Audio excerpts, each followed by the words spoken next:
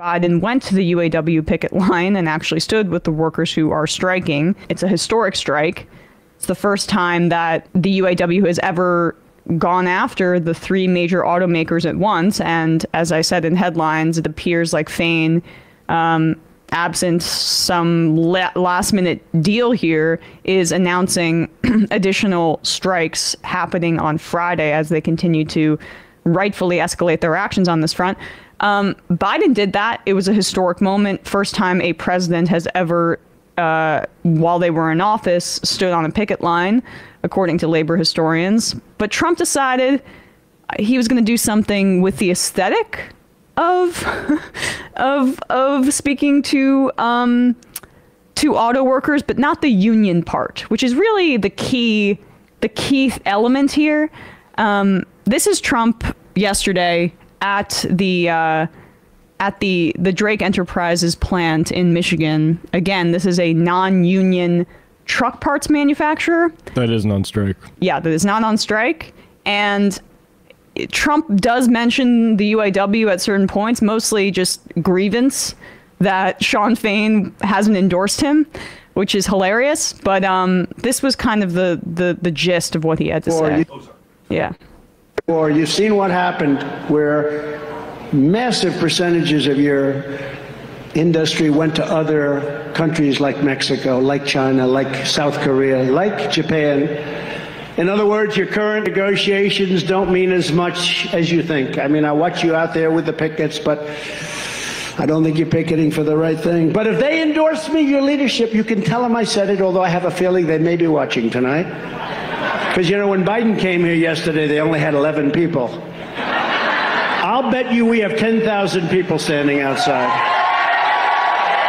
Right? I think we do. His crowd size fixation continues to this day. I don't know where he got those numbers, and I couldn't care less. That's why I support the Mexican unions who are standing in solidarity with the UAW leadership at this moment. That's true. That is true. There was a great piece in these times where they show how there is actually like international solidarity on this front, which is really encouraging. But yes, I mean, the dude is so disconnected from what these workers actually are fighting for. The only thing he can see politics through is the prism of Trump. And I mean, like, to call him self-involved would be a bit kind, but that is his entire brand of politics. And this was Nathan Stempel, the president of Drake Enterprises, the other day on Bradley. Let's pull this up on Fox News, and this kind of shed some light on maybe why Trump chose this venue, why he decided to speak at this non-union parts manufacturer. This is the guy who I guess was involved in coordinating it. He's the president of this company, basically.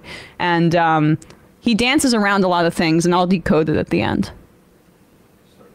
In Nathan Stempel, the president of automotive manufacturing company Drake Enterprises, where former President Trump will be speaking tomorrow. Nathan, good morning to you. It's going to be a big week for you and your business because the former president is coming to speak at Drake Enterprises. Not every day you get a former president, current frontrunner, to visit. So give us the backstory here. Tell us how this visit came about and why you do want to host the former president. Well, first off, thanks for having me on.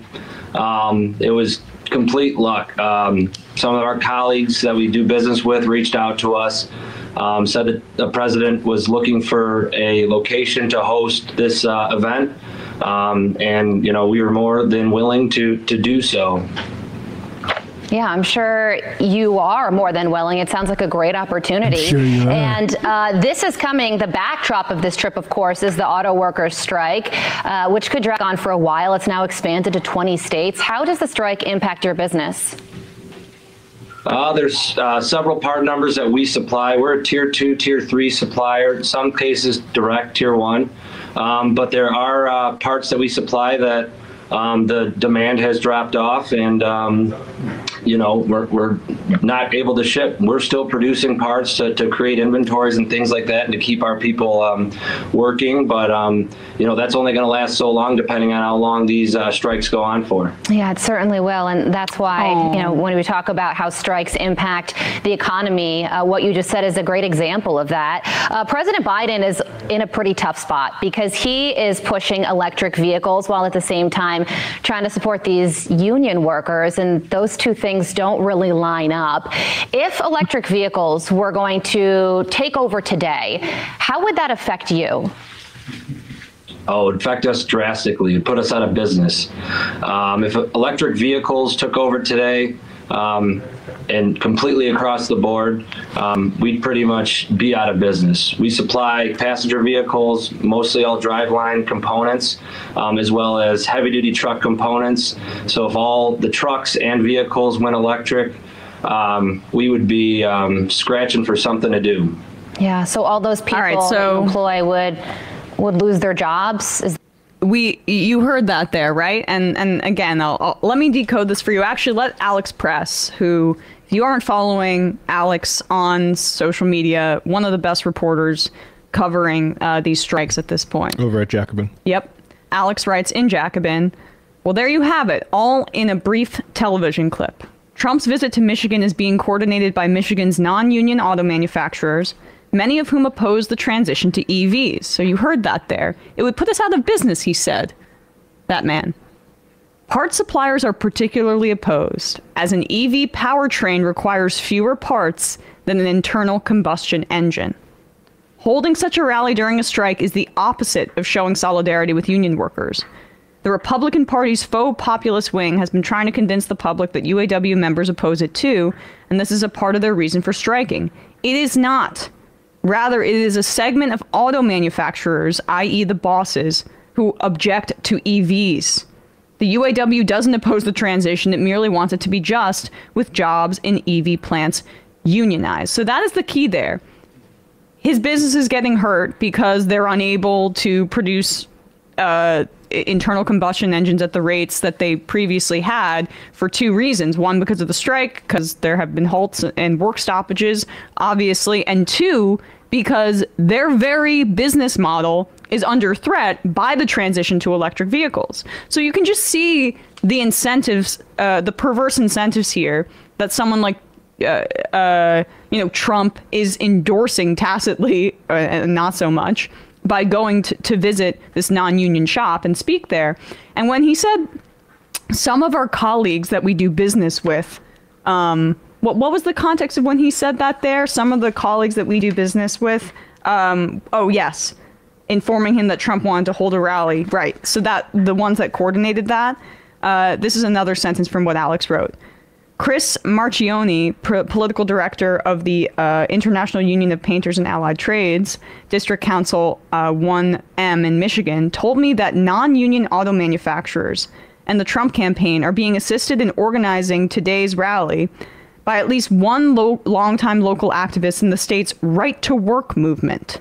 That anti-union movement suffered a major defeat earlier this year when Michigan became the first state in years to repeal a right-to-work law, but it has by no means ceased its efforts to disorganize workers and undermine their unions. So, like, when the New York Times, for example, continues to say that Trump is visiting union workers, like the photographer, or auto workers, that's what they like. It's not even the workers that are organizing this. These are bosses who are threatened by the EV transition. The fact that the EV transition includes would, based on like what the UAW wants, would include a unionized workforce that actually is paid a livable wage.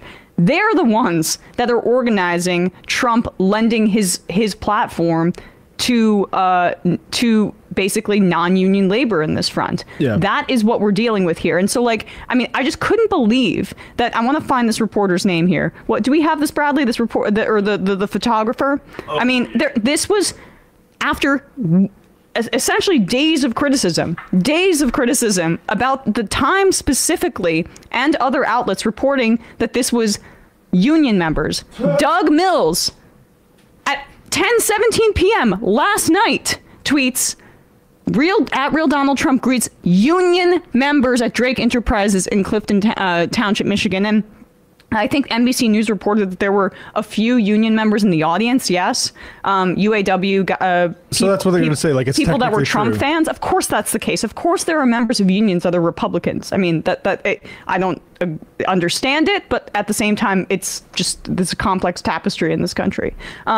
There may have been a few of them there, but that is so misleading to frame it as such, because a majority of the people in the audience were not not UAW members, and the people that organized this were obviously trying to diminish the power of unions. Yeah, I mean, they're going to continue to make that mistake because the corporate press resents that unions speak for working people, and they're going to false balance the idea that right to work will. So any sort of attempt they can to work that in, we cannot shame them out of this. This is a structural thing. But also there's another, because we let that a-hole talk on this program for probably longer than I would have liked. So I just want to read this from the Alex Press piece as well. As for Drake Enterprises, don't count on Trump, a guest of the non-union shop's boss, to criticize its working conditions, which appear to be dismal. The pay on Glassdoor listings for positions at the plant that do not require a college degree ranges from the mid 30,000s to 50,000 with poor benefits. And here's some comments on the site.